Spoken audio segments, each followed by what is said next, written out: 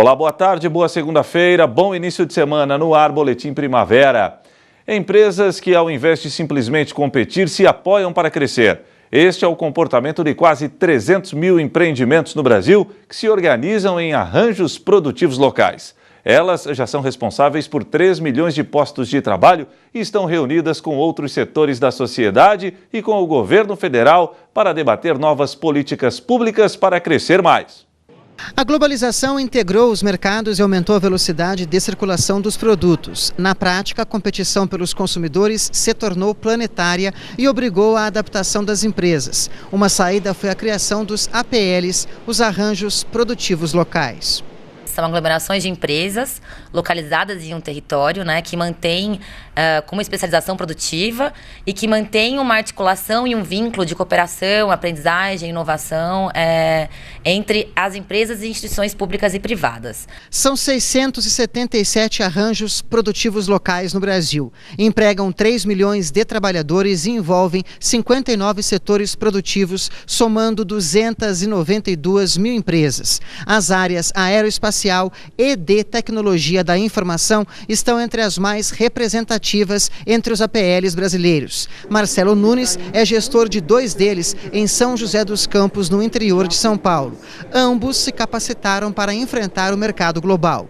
Ele fala do processo de internacionalização do setor aeroespacial. A Embraer tem um papel como empresa âncora do arranjo produtivo muito forte, porque a capacitação, a exigência na certificação das empresas sempre foi muito grande.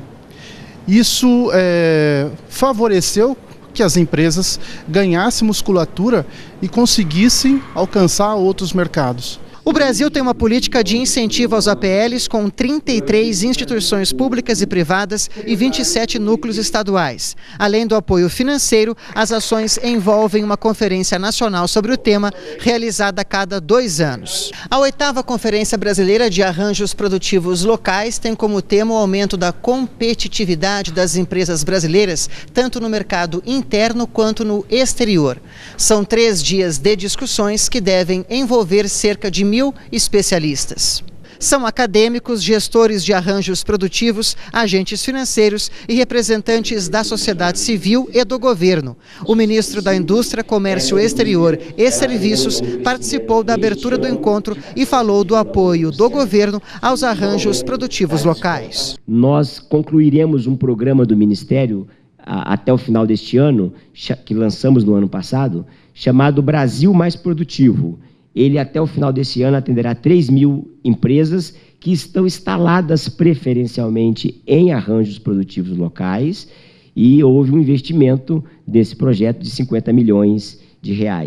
A Organização Mundial da Saúde e o governo brasileiro realizam em São Paulo uma cúpula com especialistas sobre o controle e tratamento das hepatites virais, que no mundo matam mais que o HIV.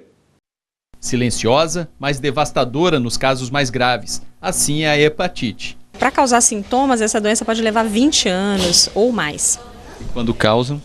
Quando causam sintomas, os sintomas já são relacionados a uma doença avançada do fígado, ou eventualmente até já com aparecimento de câncer de fígado. Os tratamentos atuais, eles podem evitar chegar nessa fase, e é o que a gente espera que nós possamos fazer, E como avançar com os cuidados e ações para controlar e, quem sabe, eliminar a doença, são temas que serão debatidos durante a Cúpula Mundial de Hepatites, realizada em São Paulo. Evento que conta com a participação de autoridades de saúde e especialistas no assunto de mais de 100 países. Nós podemos eliminar essa epidemia que já mata mais do que o HIV, nível global, mata mais do que a malária. Então nós ficamos muito contentes que alguns países já estão se mostrando a liderança ali, como o Brasil, por exemplo, rumo às eliminações dessas doenças. Anfitrião da cúpula, o Brasil apresentou suas estratégias para o enfrentamento da doença. A principal delas é o Plano Nacional para a Eliminação da Hepatite C até 2030, que prevê a oferta de tratamento para todos os infectados. A expectativa do Ministério da Saúde é tratar mais de 50 mil pacientes por ano e ultrapassar 650 mil pessoas até 2030. Antes só tratávamos F3 e F4, que eram os que estavam com o fígado mais comprometido. Agora trataremos do F0, que a pessoa nem sabe, não tem nenhum sintoma, mas será tratada até os mais graves. Só este ano já foram distribuídos pelo governo federal 7 milhões de testes de diagnósticos e no ano que vem serão mais 12 milhões. O aumento da oferta de tratamento para todos será possível, segundo Ricardo Barros, por conta de mudanças na modalidade de compra do Ministério. Faremos agora a compra de tratamento e não de medicamentos. Portanto, os laboratórios terão um preço máximo, todos podem se credenciar e receberão a lista dos pacientes.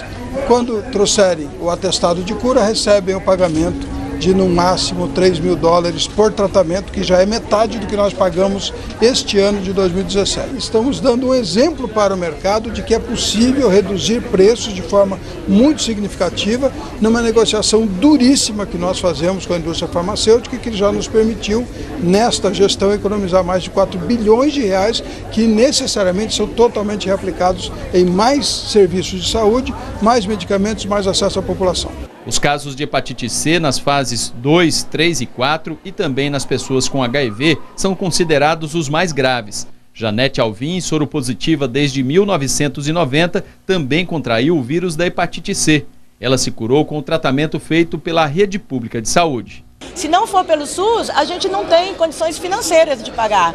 Você pode pagar até a primeira medicação, 15 dias, mas o tratamento que consiste em 3 meses, 12 semanas, eu pelo menos não teria como pagar, entendeu? Agradeço muito de estar curada. Nossa, minha qualidade de vida melhorou 200%. Medidas para alavancar o crescimento do Rio de Janeiro são debatidas por representantes de entidades públicas e privadas. Acompanhe. É hora de pensar em um novo Rio de Janeiro. É o que disse o presidente do BNDES durante encontro que debateu medidas para um novo ciclo de desenvolvimento no estado.